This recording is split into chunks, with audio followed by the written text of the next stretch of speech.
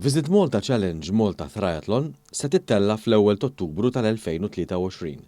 Tant ħabbar f'konferenza tal-aħbarijiet tal-Gvern meta ġie spjegat li din it-triathlon se titlaq minn Baħar iċ-Ċaq permezz ta' għuma ta' madwar 1.9 km segwita minn rotta bir-roti tul it-triq tal-kosta tas Salina u Burmarrat.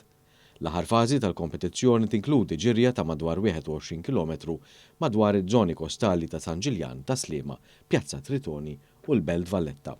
Iċ-Chairman tal-Awtorità Maltija tat-Turiżmu Gavin Gulija spjega li dan l-avveniment se jġib lejn pajjiżna madwar 800 atleta minn pajjiżi differenti.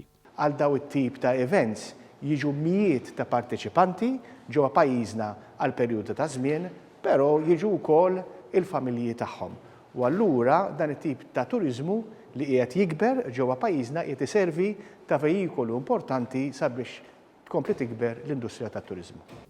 L-aqda korsa li flimkien ma' Visit Malta u mal-organizzaturi ta' dan l-avveniment se jkunu qed iniedu wkoll kampanja flimkien ma' Transport Malta favur aktar għarfien dwar l-atleti u ċ-ċiklisti fit-triq.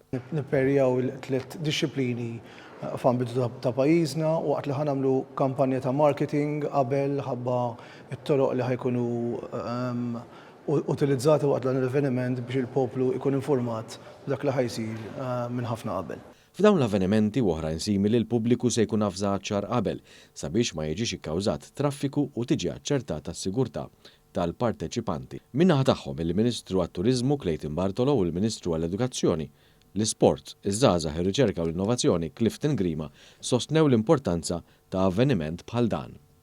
Il-Ministru Clayton Bartolo qal li t-turiżmu sportiv huwa essenzjali għal versatilità u s-sostenibilità tat-turiżmu f'kull żmien tas-sena u għażid jgħid li grazzi għal ħidma proattiva tal-Awtorità Maltija għat-Turiżmu dan kollu qiegħed jiġi sostnut bi pjanar serju u bil-qudiem biex jiġi assigurat li t-turiżmu lejn pajjiżna jibqa' sostenibbli għaż-żmien li ġej.